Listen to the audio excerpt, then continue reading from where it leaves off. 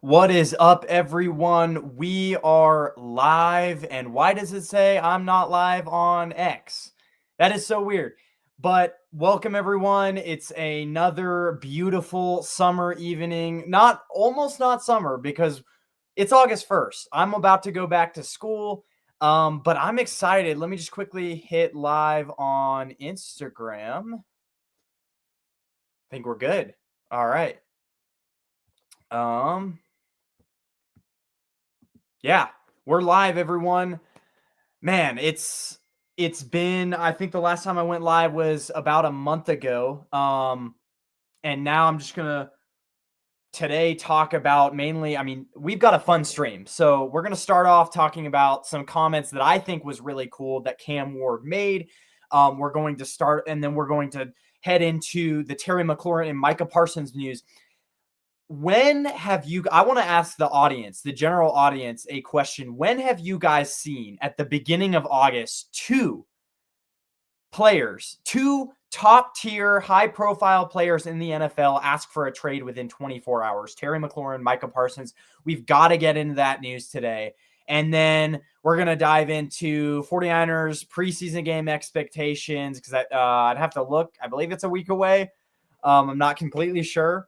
I'd have to look the exact date. It's either Thursday or Friday. Maybe it's a Saturday. It's next weekend. And then we're going to potentially, I want to keep it to under 50 minutes. If we have time, we're going to get to a fantasy draft. Now, before I start the show, let me just quickly make sure my mic is working. Get on YouTube real fast because I just got a new computer. As you guys the quality is a little bit better because I just got a new computer. Okay. I think we're good. I got a new computer, and I wasn't even completely sure whether or not. Okay. So Twitter, I need a premium account for X to stream on there. Okay, whatever. But yeah, I just got a new computer, so I probably spent about 20 minutes before this stream trying to connect my AirPods, trying to connect my mic to the computer. So I just wanted to make sure the audio was all working. But without further ado, let's get into the show. We've already wasted too much time. Let's get into Cam Ward's comments. I saw this clip on Instagram yesterday, and I wanted to bring it up. It was from this night.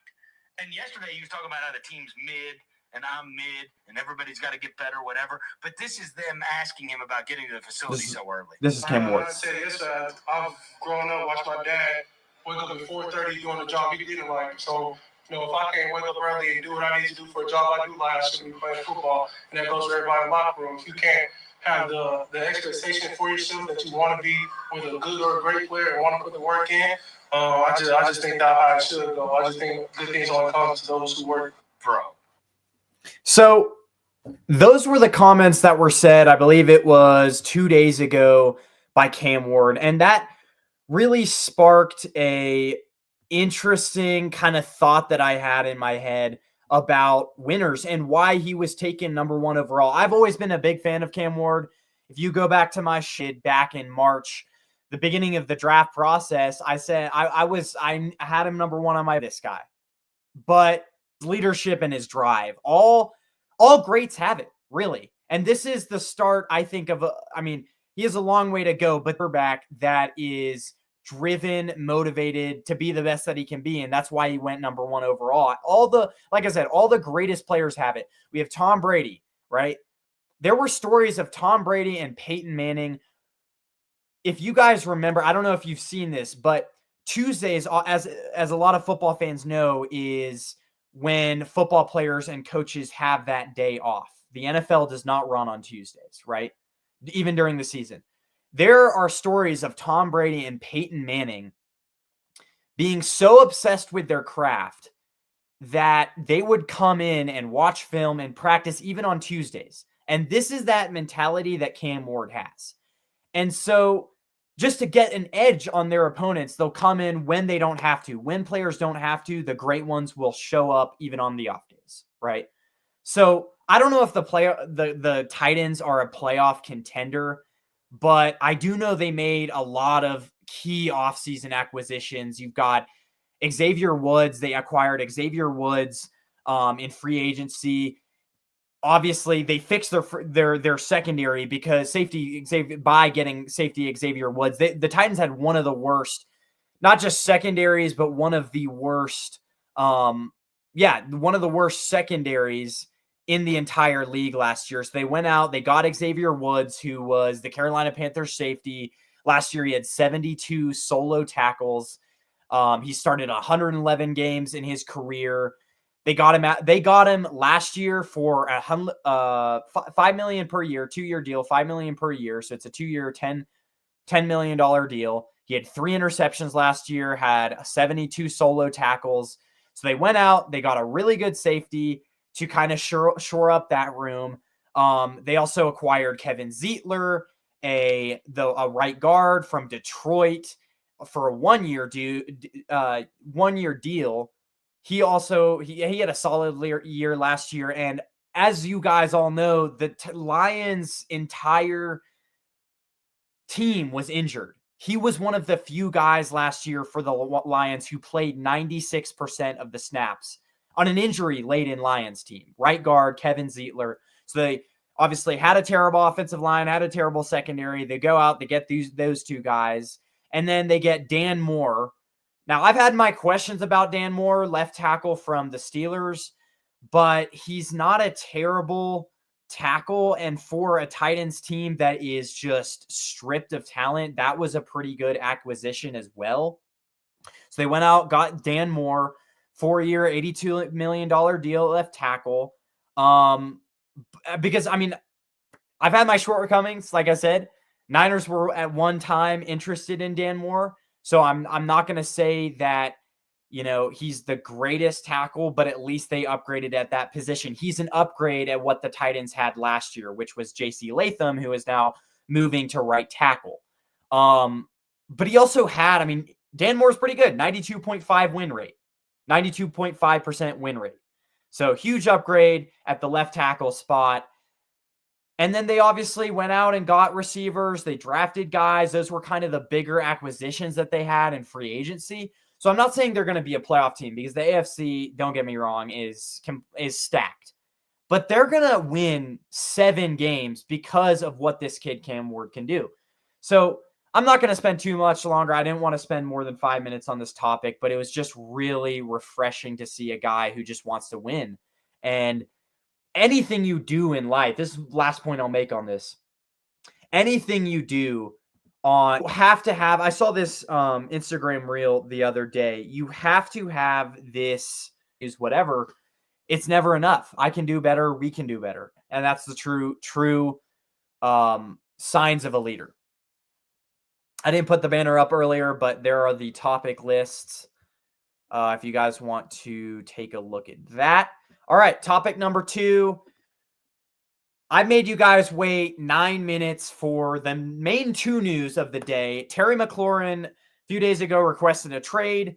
And then we had Micah Parsons today. News broke that he is requesting a trade. Now, let's get to Terry McLaurin first. I don't think the Commanders trade him. It would be mainly because they're right in the middle of a Super Bowl run, the fight of their lives. They're competing with the Eagles, former Super Bowl champions. I hate to say it, but Eagles are there. Eagles are there. Commanders are competing with the Eagles, right?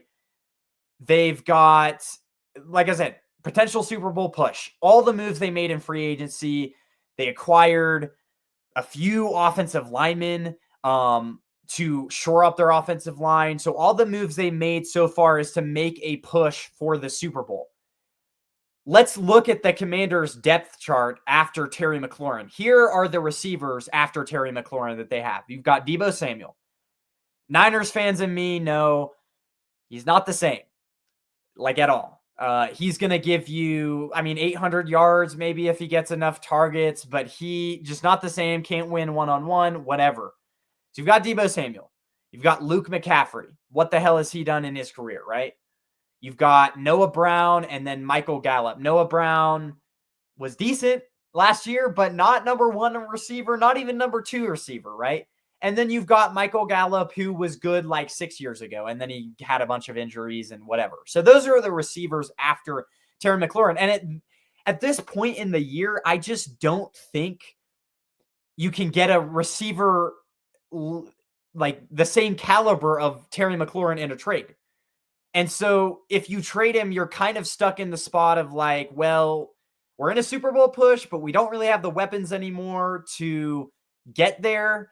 McLaurin just came off of a contract year. So what the hell what is the point of trading him? And what's the price, right? $34 million per.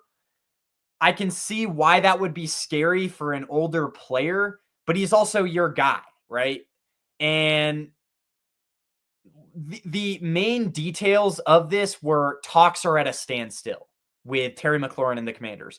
So, and as every 49ers fan would know, this happened with Deebo Samuel and Brandon Ayuk.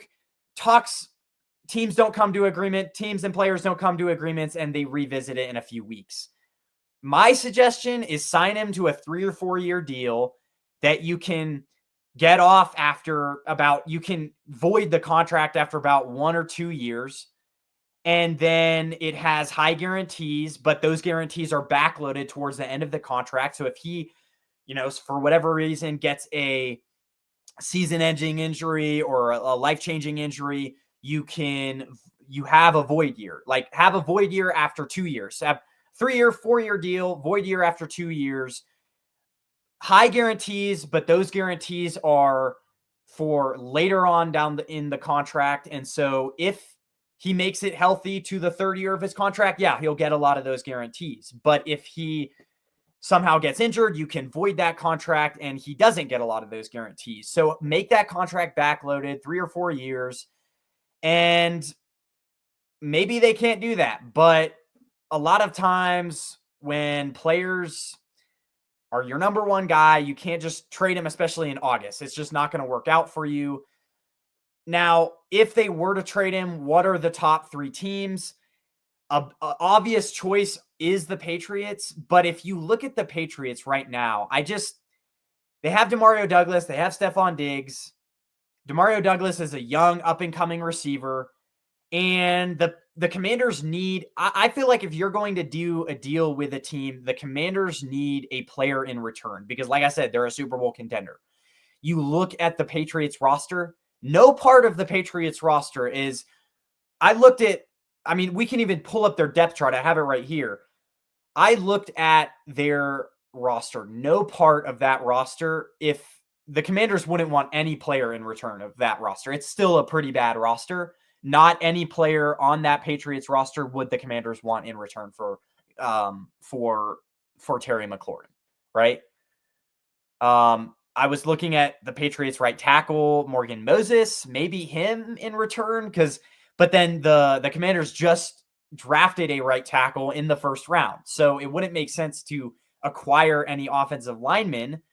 Both teams don't have great offensive lines, but I don't see it. There's no players that the Patriots could actually offer that would be valuable to the Commanders in a trade.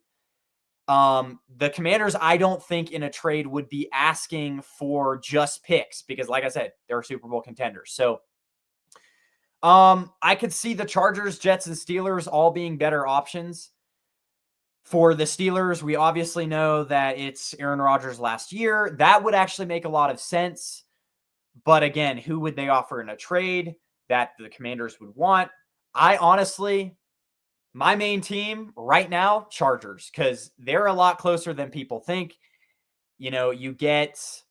They drafted a running back, another year with Jim Harbaugh, with Justin Herbert. They lost Mike Williams to retirement, their number 2 receiver behind Ladd McConkey. So they need another guy. They really don't have any other option after Ladd McConkey. So I'm thinking it's going to be the Chargers. The Jets would be intriguing, but him alongside Garrett Wilson would be an intriguing option. But again, would Terry McLaurin want to do that? Would the Jets even want to do that because you're having a guy like Justin Fields who's kind of be a hit or miss player. Would you want to go out, spend more capital to surround a quarterback who you don't even know is good with more weapons? I don't know. Maybe, the Jets thing, they're not exactly ready to win. I see a team making a strong push who actually has Super Bowl aspirations. I think the Chargers are close. So Chargers could be one.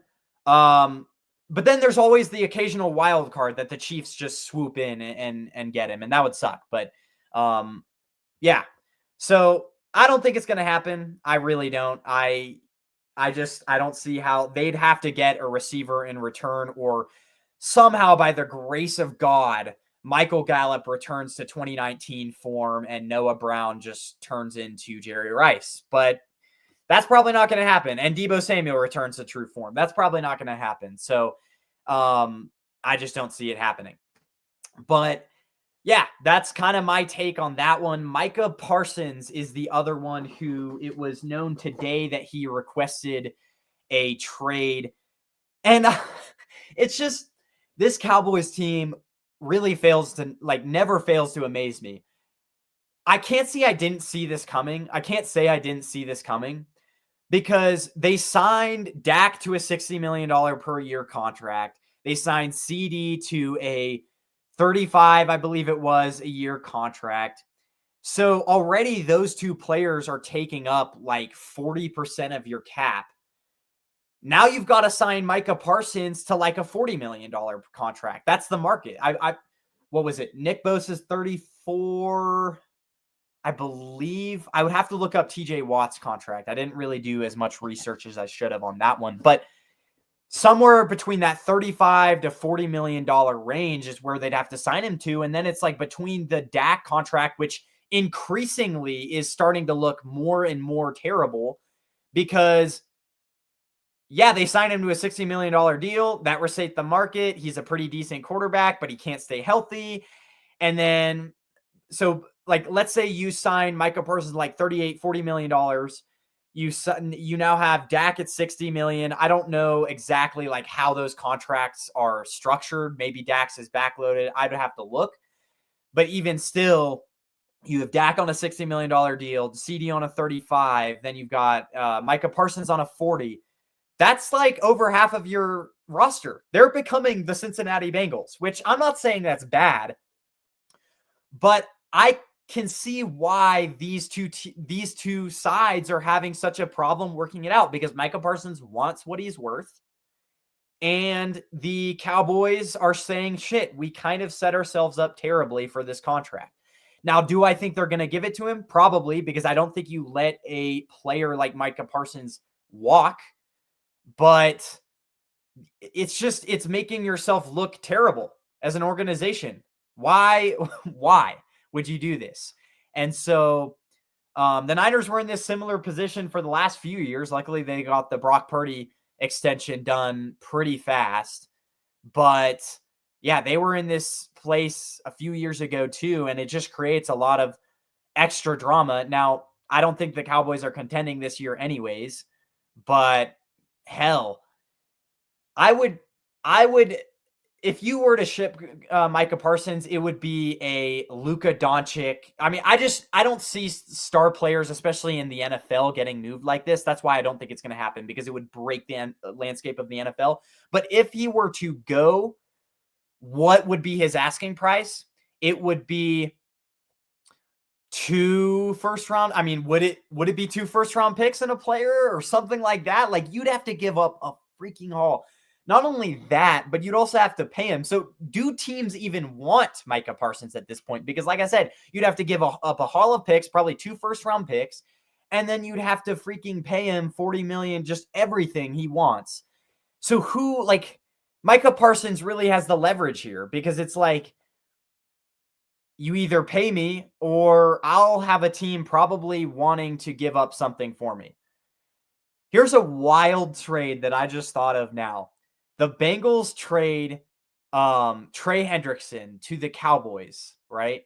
For Micah Parsons. I don't know. You'd probably have to give like Trey Hendrickson and something else for Micah Parsons, but that would be wild. Now, Both guys are kind of looking for a similar paycheck, so I don't know why you would do that, but that would be freaking wild.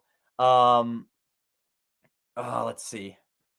I don't know who would actually contending teams that you would actually that Micah Parsons would get traded to. Let's just quickly look this up.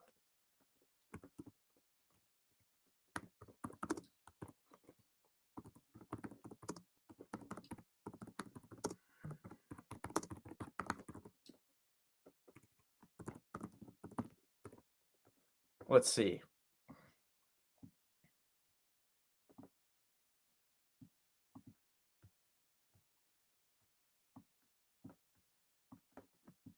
I mean, we were just talking about the Commanders, and that would kind of make sense because they do not have that good defensive line.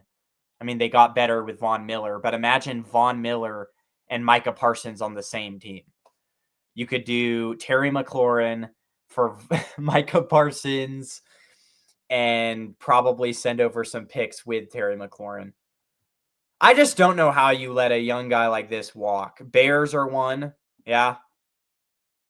They traded for Khalil Mack. You know their front office is ready for that. Ryan Poles, yeah. That would be an aggressive move, but that would be a move that would make the Bears automatically a top 5 team in the NFC.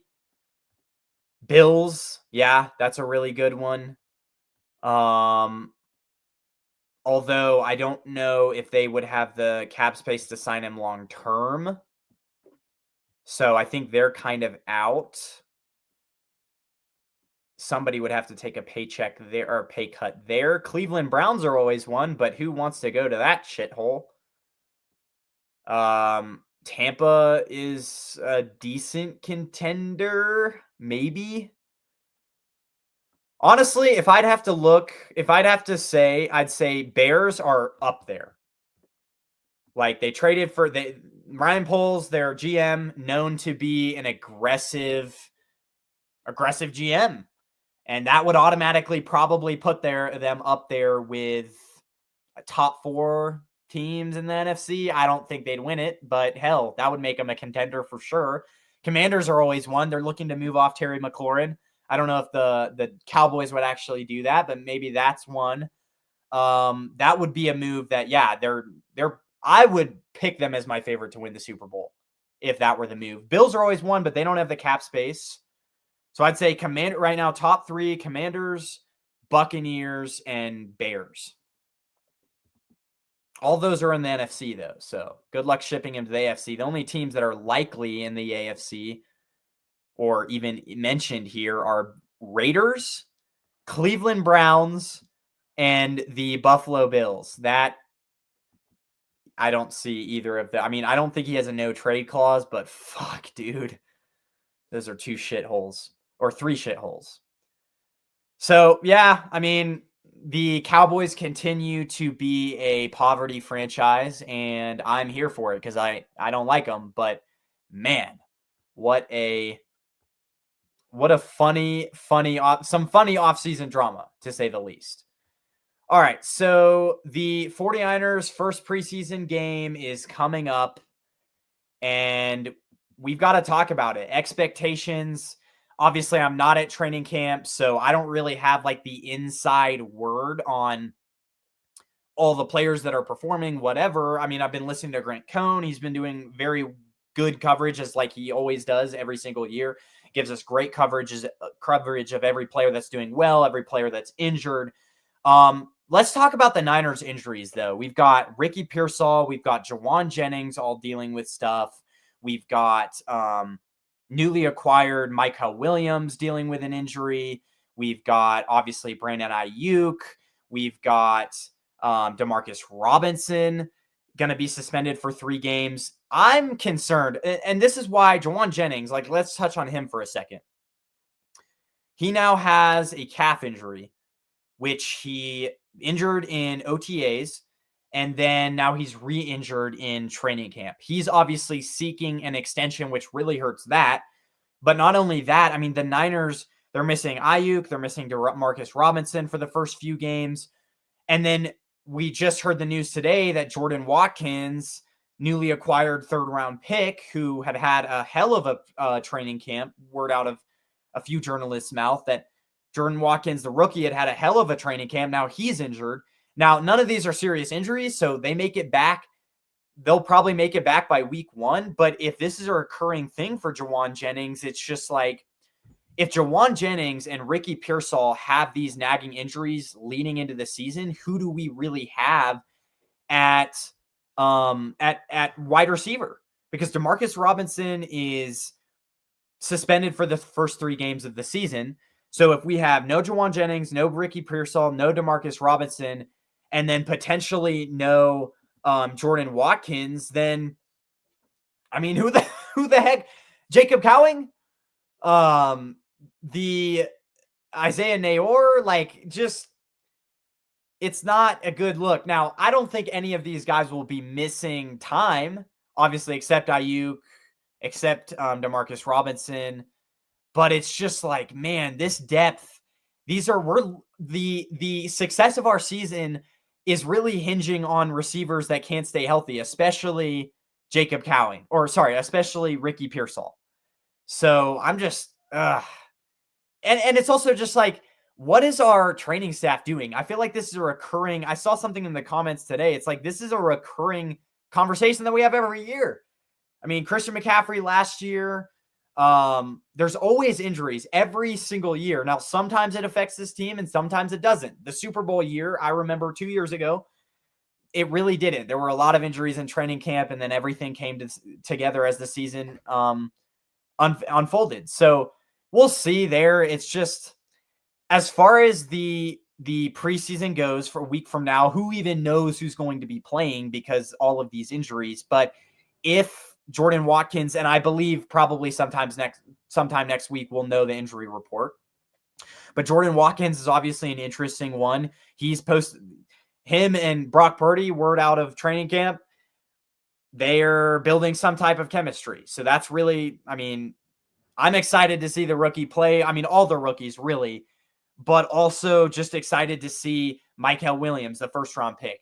I've heard CJ West is doing really well out of camp and is looking better than DJ Jones already has looked. And he's our 4th-round pick. We know that Niners are notorious at picking, finding later round gems. It would kind of, it's funny that CJ West is looking better from what I've heard than Mykel Williams. It's just, and he's our 1st-round pick. CJ West is our 4th-round pick. So really to see because there are really 2 position groups that I think this season kind of hinges on. And one of them is the receivers, like I said, and the other one is the defensive line. We have a very new defensive line. If Mykel Williams can't learn on the fly, then goes, right? If our 2nd-round pick, I'm not really sure why his name is he seems a bit raw. I don't think he's a guy that's maybe even going to start right away. And if he does, he's going to be a good run stopper, but it looks like the pass rush lacking in that area of his game. So CJ West, Mykel Williams, our 2nd-round pick. Don't know why his name is escaping me. Those 3 guys, really excited if they even play. I'm trying to think who else. Nick Martin's obviously rookie 3rd-round linebacker. That one's going to be that pick is going to be really interesting. The battle between him and D. Winters for that starting 2nd linebacker position. I know that D. Winters is looking very athletic in camp, but that was never his problem. His problem was biting on QB fakes, biting on run plays, whatever. And so can we see more of a IQ development role from D. Winters? Can he display that in this preseason game? Because I know the battle between him and Nick Martin is going to be fun to watch. And then we obviously have to kind of, and I haven't even touched on the injuries to the secondary. We've got Lenore injured. We've got Renardo Green injured. Mainly our 2 starting cornerbacks. So I'm interested to see guys like, hold on.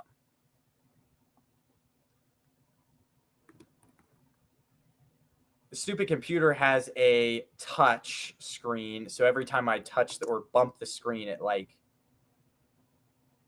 49ers depth. Luter. There we go. I wanted to look up. I want to see Darrell Luter, how he's improved. I don't know if he's improved at all, but I mean, there's going to be a good chance that at some point this year, we're going to be missing one, if not both, Renardo Green and Lenore. And so can these younger guys back up, step up? But a big concern is the depth of the secondary. I mean, we've got, I was just kind of looking up the depth just to get it all right. Obviously, we signed Eli Apple, but if it comes to a point in the season when Eli Apple has to start for the 49ers, we're all screwed. He was good like maybe 8 years ago, if he ever was. 49ers First Takes, it's been a while since I've streamed, since I've seen you. He says, what's up? But yeah, I just... Let's see. What else? So we've got Renardo Green, obviously, Eli Apple, Trey Brown. Okay. Apparently he hasn't been getting many reps, I've heard, out of training camp. So who knows with him if we're even still. And then we've obviously got Darrell Luter. Jason Pinnock is a safety behind Malik Mustafa. And he's going to be our starting safety at the beginning of the season because Malik Mustafa tore his ACL the last game. So Jason Pinnock's going to be, but apparently he's doing well. So, and then obviously Upton Stout is going to be our nickel corner. Yeah, concerning depth because Renardo Green just got injured. I mean, we'll probably have a lot of these guys back by the beginning of the season, but you never want to have. I'm used to a Niners team where you can just plug and play another player in there. But it's like for the first time in a while, Robert Saleh is going to have his work cut out for him. Now, I can't say he hasn't done it before because 2020, we had a lot of injuries. He was able to make that defensive unit into a top 10 defensive unit. And that year, that defense did not have a lot of talent because of the injuries. So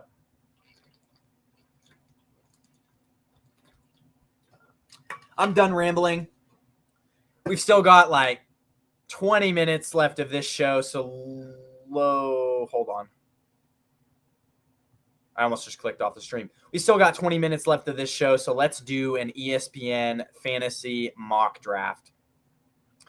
Let me just pull it up real quick. Present.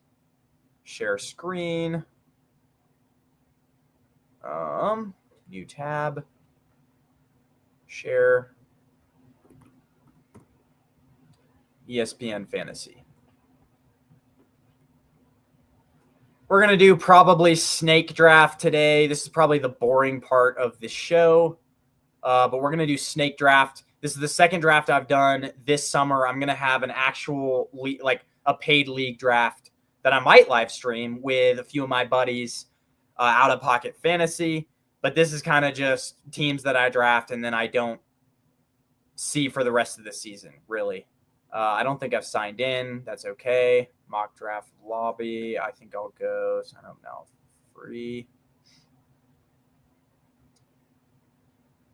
Let's go points per recept. Let's do PPR snake draft just because salary cap draft is really, really hard to keep track of if you're on a live stream trying to control the live as well. So I'm just going to go with snake draft. Draft now. Join a league. Kamper Sports. Boom.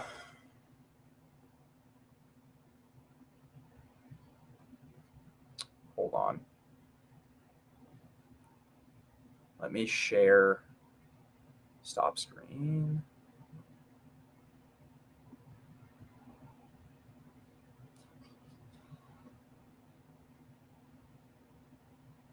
Why?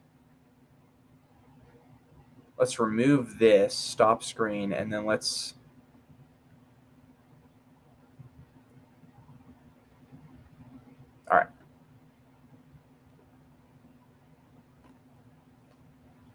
All right. So draft starts 3 minutes. Not a ton. I mean, this is kind of boring, but we are 35 minutes through the show. Might as well do it. Might as well do a mock draft. So let me change the layout here. Boom. All right. Now, keep in mind, I am coming in like with basically no draft order. Although, shit, it's a 10-team draft. Reset draft. Find your team. Ah, dang. I kind of... Hold on. Leave this league. I want to do a 12-team draft. I mean, we could do a mock draft. Like, it would be way more fun if we did a...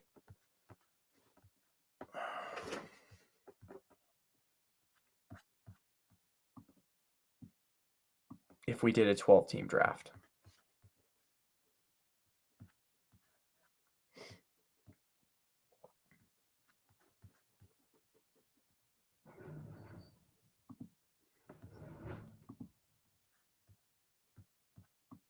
Can we do...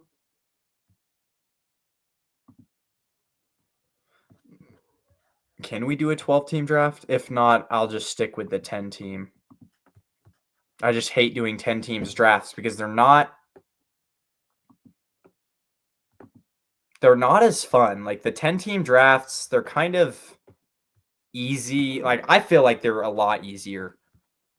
All right, let's just do a mock draft because that'll also take way faster because drafts can take a good hour. All right. 12-team standard. Cool. Join this league. Boom. All right, so we're now joining a mock draft, 12-team mock draft that starts in 1 minute. Looks like we got the 10th pick. That kind of sucks. Although I really like drafting later, especially this year, because you can get some crazy wide receiver stacks. I've been on Malik Neighbors and Brian Thomas lately, but yeah. All right, 38 seconds. Kind of my strategy. You can go running back stack or receiver stack. I do not care. But my strategy is get a position stack early in the draft. I've been going with receiver. I've been going wide receiver, elite tight end, wide receiver again, and then like 5th, 6th, 7th round, you load up on running backs. Maybe that's not the best way. But I've been listening to Upper Hand Fantasy, and they have been kind of pushing that. And I feel like this year you can definitely get some guys for pretty good and from rounds 5 to 7, some good running backs. But we'll see how this shakes up. This will be going fast, though, because each pick in mock drafts are like... I wish I had my mouse with me, but each pick in mock drafts are like 30 seconds. So, all right, we've got the 10th pick. Probably Amon-Ra St. Brown. Obviously interesting. How do I scroll down on this shit? Oh, there we go. I really need my mouse. Although this new computer that I just bought only has one USB port. And so I can only plug in my mic. And then the mouse that I have is a USB chip mouse. So it's like, it's kind of hard to, I can't plug in both. So I'm going to have to get a completely wireless mouse because then I can use both. I'm thinking Puka Nacua, Malik Neighbors, Amon-Ra St. Brown. I honestly, after doing Dynasty, like I'm in a Dynasty league, and that shit is so fun because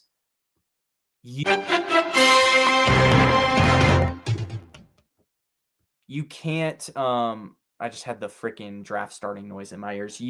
I love Dynasty because you can freaking trade up in drafts and you can build whatever team you want. Like you're not confined to one pick. And that's why I like auction drafts better, but auction drafts are so hard to they're so hard to first off pick on stream because it's going so fast and you have to bid.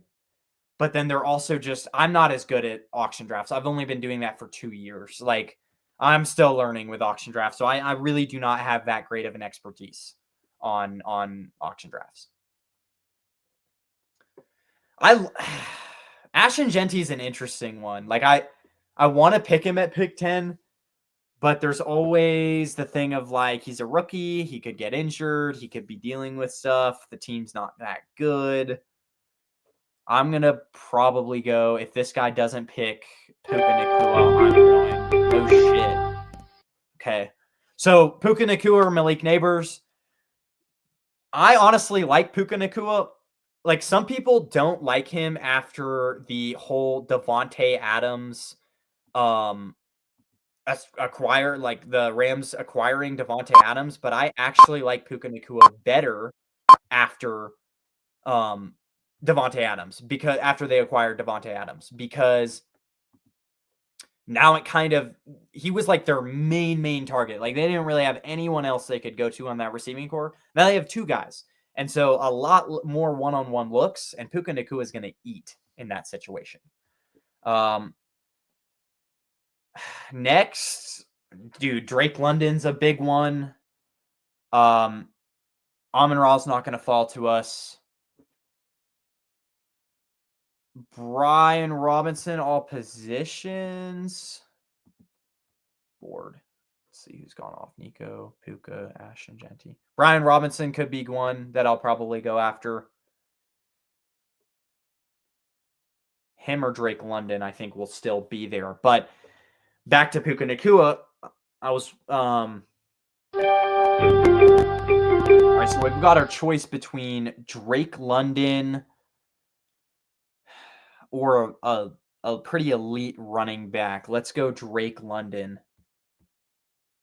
Betting on the fact that Penix continues his run last year. Drake London was also like a top 5 wide receiver or top 10 wide receiver when Penix was the starting quarterback, and especially late last year. So now we've got our wide receiver stack. We've got Puka Nacua, Drake London. Let me just quickly go to, my roster is right here on the, I guess it would be your guys' left-hand side. Puka Nacua, Drake London, wide receiver. That's a wide receiver stack that you're going to like, you're never, ever going to have to sit those guys. So now, all right, so now let's look at the board. A lot of the elite running backs are going to start going. I don't believe in Christian McCaffrey. He's still going in the first round. I just reports out of training camp. I just don't think he's going to be the same. Jonathan Taylor's going. I'm assuming pretty soon here you'll have Jahmyr Gibbs went. Pretty soon here you'll have Derrick Henry go, and we don't pick again for a while. I think I'm going to go elite tight end next, but we'll see. Let's see. Lamar Jackson went. Devon Achane went. So top guys, Trey McBride, very consistent. We just had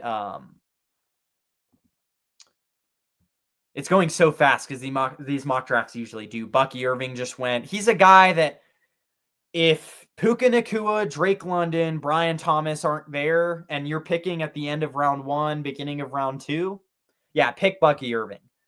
But there's also the thing of like, maybe he doesn't have the same season he does. I want to go more consistent, And Drake London has proven that when he has a good QB, he's elite. Like, I think I'm going to go elite tight end here. Fuck. Trey McBride already went. George Kittle, TJ Hawkins. Well, Trey McBride has already been picked. Do I go? Nah. Let's see who else. We got Terry McLaurin. I want to get Garrett Wilson, but I'm wondering if okay, this first pick, I'm not going to go Garrett Wilson. I'm going to go Chase Brown. The great thing with Chase Brown, insane weapon in the pass game. James Cook, I'm a little hesitant. Whole extension thing. Kenneth Walker can't stay healthy. Yeah, I'm going to go Chase Brown. I mean, I'm just looking at the all positions. Yeah. It's kind of unfolding because I feel like I'd be doing myself a disservice if I went Terry McLaurin or Mike Evans. I mean, they're good players, but might as well. And then none of the tight ends. Like if Trey McBride would have been there, then maybe you go tight end. But like George Kittle's not even on the board, and we're in round 3. So it's like, do you want to go Sam Laporta in round 3, TJ Hawkinson? I'd rather wait another round and get like Evan Ingram, who is going to be elite this year. Evan Ingram, breakout year. So, fuck. I didn't mean to draft him. Wait, did Chase Brown already? Hold up. On the clock. Did he? Oh, Chase Brown went 1 pick before. Okay. Chuba Hubbard's good, but he's going to be a... Like, I would have rather drafted Breece Hall over Chuba Hubbard. All right. Is this a good place to draft Garrett Wilson? Get another wide receiver? Or get a second? Breece Hall probably won't. I would have rather Breece Hall way more than Chuba Hubbard. I did not think about that pick.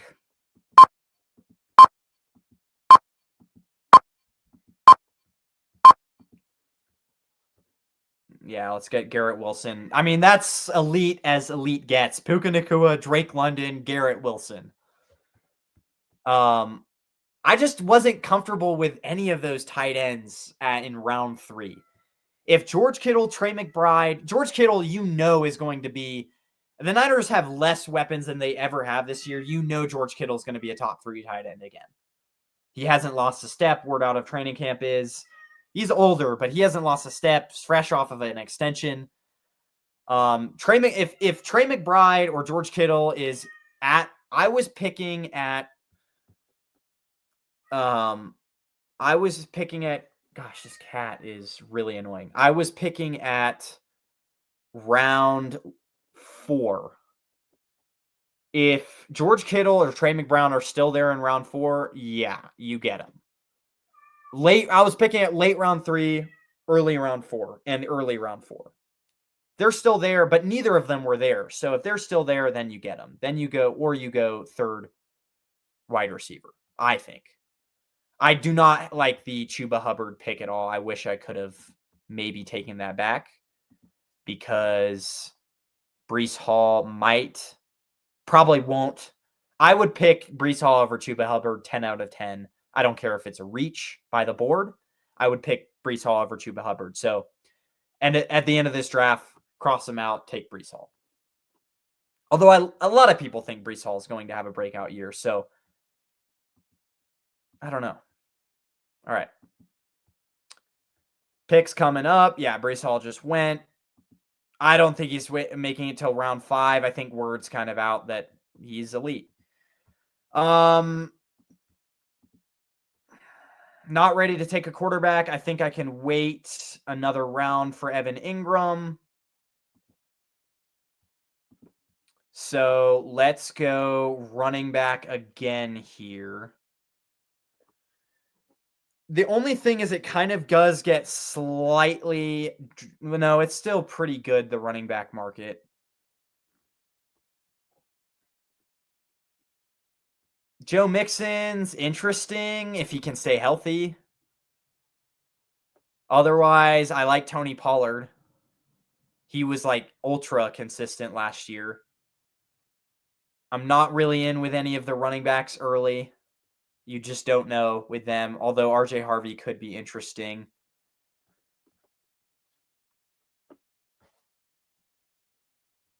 But heck, I might even be able to get Joe Mixon. Let's get Joe Mixon and then Tony Pollard back to back. And then that way, I'm hoping that Evan Ingram lasts till round, let's see, that'll be 7. And then QB in round 8. 2 picks away. Let's look at the board real quick.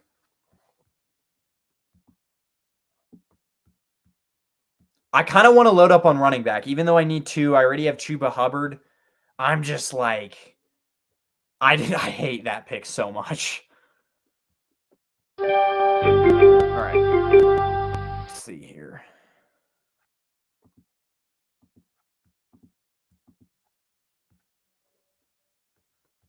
Yeah, let's go Tony Pollard.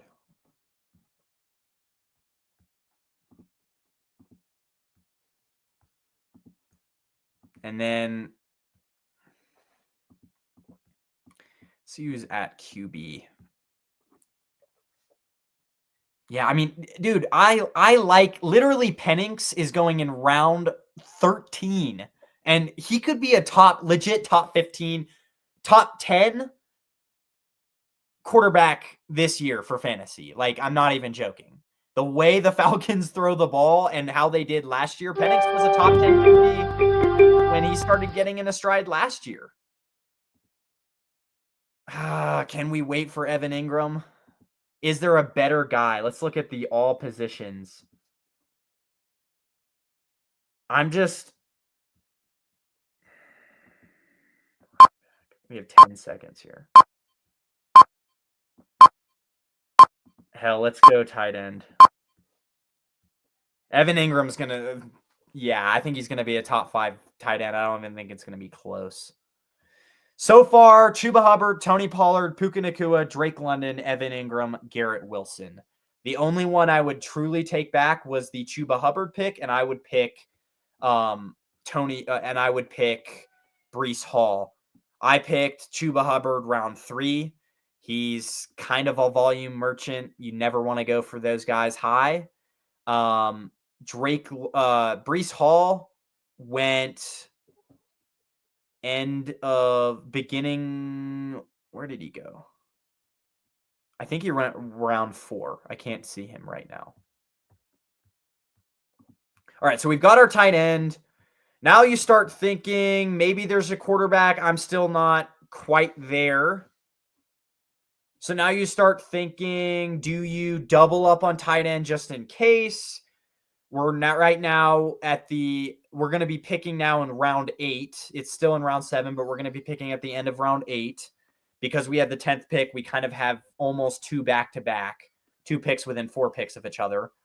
So do you go backup wide receiver? Do you continue to go running back? I think you continue to go running back because Tony Pollard and Chuba Hubbard are both guys that I don't love starting week to week. If the matchup, like with Tony Pollard, he was pretty consistent, but last year I had him on one of my teams. Last year, if the matchup wasn't good enough, 8-9 points. Now with Cam Ward, that changes 100%. But do you trust him to be a really, really good running back? Probably not. I'm just looking at the running back board right now. Tyrone Tracy's interesting. Javonte Williams is interesting. It kind of does get dry. Like, I will say that. That's why I'd say you draft another running back. I'd say either Brian Robinson or Tracy. Not super sold on Isaiah Pacheco. If he can stay healthy, maybe he's your guy. What time? 54 minutes. Let's do this for another 5 minutes. The later rounds kind of suck to watch. So let's do this for another 5 minutes. We should be able to get to like round 11. Or you could finish it out. I don't care. Although these things go on if we would have done an actual draft, it would have gone on for like an hour and a half. So I'm glad we kind of did a mock draft because they go way faster.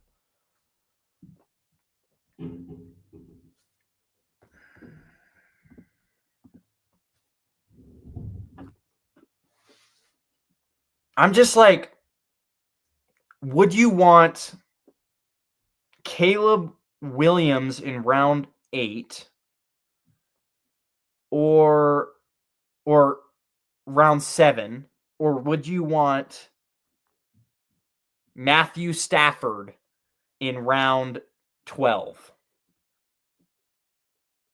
Now, Caleb Williams could have a breakout year. He could be really elite. That's the only thing. Let me put him in Q because I'm looking back at my running back.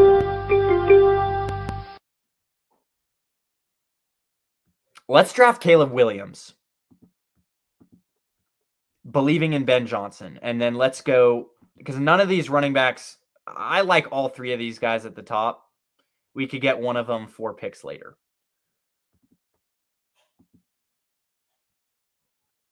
Because right now with receivers, you really just need depth because you've got 3 elite wide receivers or should be elite. So, I mean, you're looking for guys now later on that could pop, that have potential, but there are still guys like Rome Odunze on the clock. So now getting Devontae Smith, if you're in a 2-flex league, then I would go Devontae Smith here.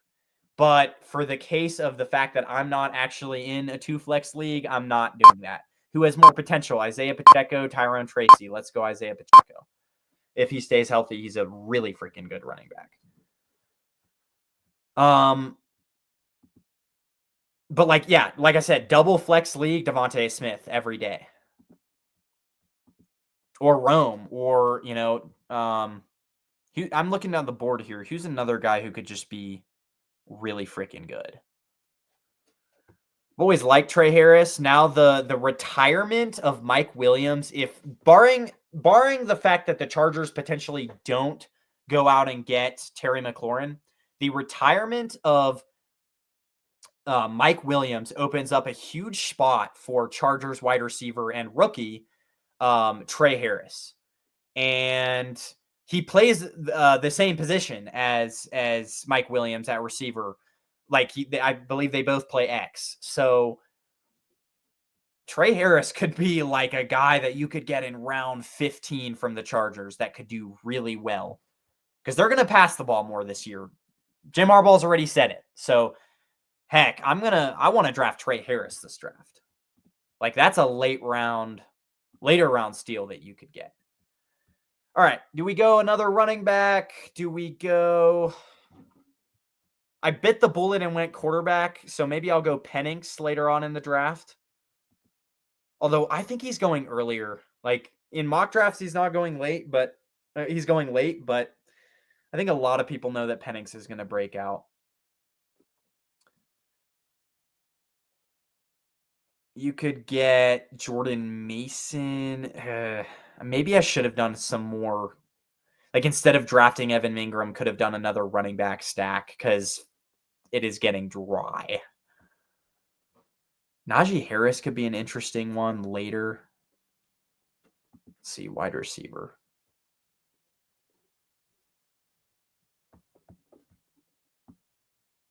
All right.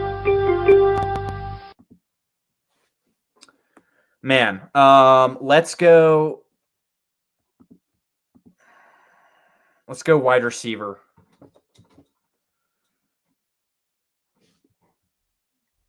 I think the hype behind Jawan Jennings is a little too much.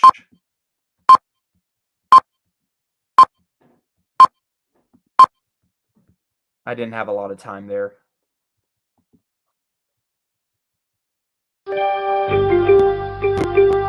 This is going fast.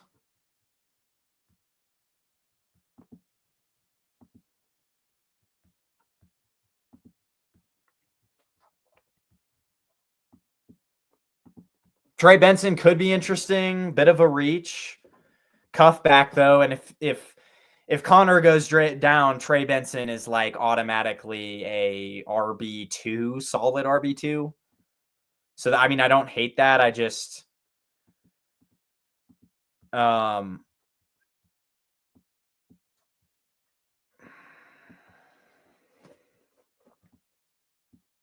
wish I probably would have gone like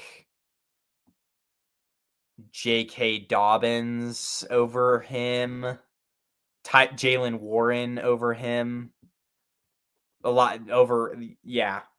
Well, though, actually, I couldn't have gone Jalen Warren. I want to look,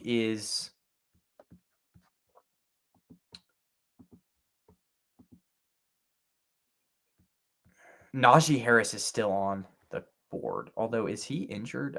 He says he's out. Did he get injured?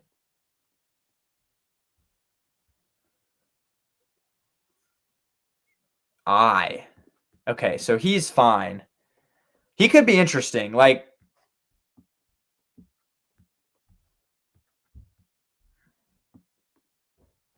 did he just go?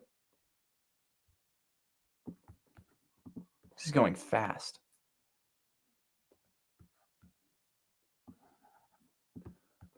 All right, so our bench now, turning over to our bench, we've got Isaiah Pacheco, Trey Benson, Trey Harris. Do we go another running back?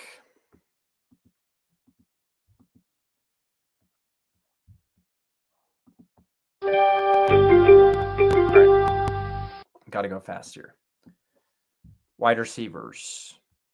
None of them are moving me. We don't even necessarily need any. Running back, let's go. What's his name? The fuck? Oh, Najee Harris. All right.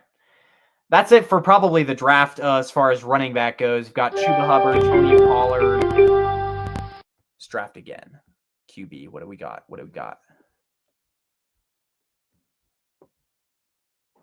It's round 12. Yeah, this is a decent. I mean, it's a bit high, but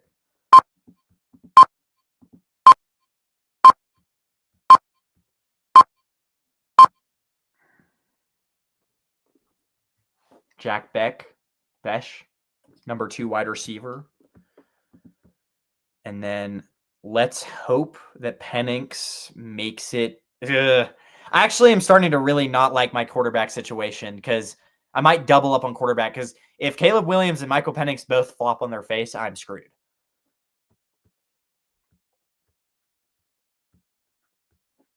Should we finish the draft, though, after round 13? This is getting boring.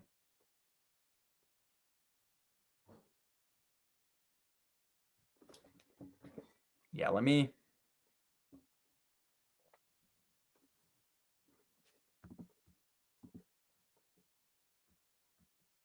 I'm glad we grabbed running back when we did because now, like, there's no guys worth drafting at all. Like, Jalen Wright, Bashal, Tootin, like... Yeah, we really... I mean, Najee Harris could be, like, a wild card. I'm surprised they mocked him in round... He went in round... And another strategy for people now just starting, look at their bye weeks. Like, I don't love my bye weeks. I've got 3 week 12 bye weeks. That's at the end of the season, so that could kind of screw me over if I'm trying to make the playoffs. We've got a week 14. That's not bad, I guess. But the 3 week 12 bye weeks could hurt. Although not a lot of my starting guys. Like, look at your starting lineup and their bye weeks. Mine are pretty different. Like, we don't have a single... This is what's nice. We don't have a single guy on our starting lineup that has the same bye week as one another. So that's kind of what you want to look for. Because if you have multiple guys on starting lineup that you have the same bye week, make it early in the season. Because if it's week 12 and 3 guys on your starting lineup all have the same bye week, you're like, it's over. And you're trying to make the playoffs? Yeah, good luck.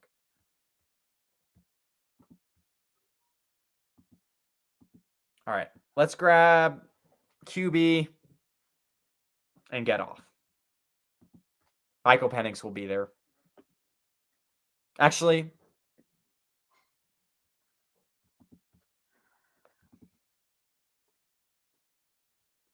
should we do QB?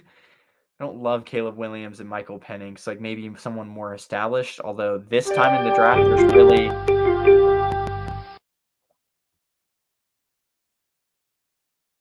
Let's go Matthew Stafford and then go Michael Penix. Because we really don't need a ton of backup. We've got all our backup running backs that are worth picking. We don't need a ton of backup wide receivers because all the starting wide receivers are elite. Yeah. All right. So we basically filled out our team other than defense and kicker. Should I just stay on for that one? I mean, that'll go pretty fast. All right.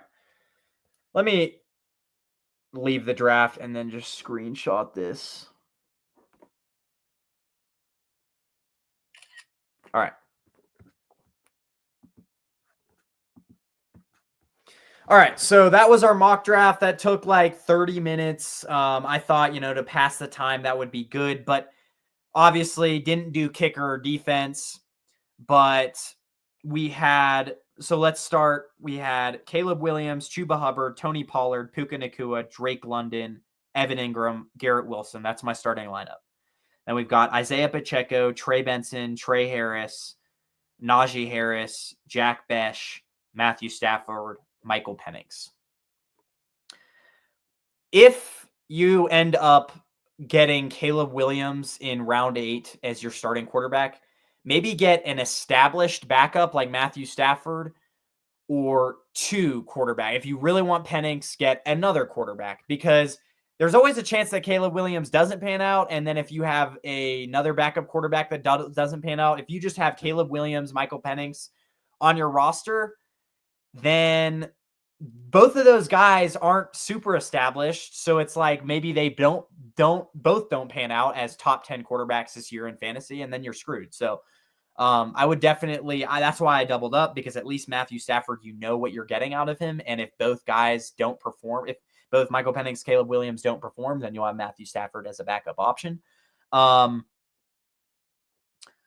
Going round by round, we had Puka Nacua round 1, Drake London round 2. Obviously, we were picking at pick 10. So we doubled up on wide receiver. Then I didn't like how the board was shaping out, so I went Chuba Hubbard in round 3. I would have went Breece Hall. I want to go on record. I would have went Breece Hall instead of Chuba Hubbard in round 3, but whatever. Then round 4, I believe we went Garrett Wilson. Round 5, Tony Pollard. Round 6, we did Evan Ingram. Round 7, and I would have probably stacked the running backs. We went round 3 running back. We went round 5 and 6 running back. I would have done 3, 4, 5 running back, honestly, if I would be doing that back again. But whatever. And then, we went round 7 tight end, round 8 quarterback, and then we filled out our bench from there. So not a bad draft. I'll probably post this on my Twitter, Instagram, potentially on YouTube after this. But we could have ended it at 30 minutes, but heck, let's end it at an hour and 9 minutes. Thanks for rocking with me. We did a mock draft. We talked about all the latest NFL news, some Niners stuff. Guys, have a good rest of your night. This has been a great stream.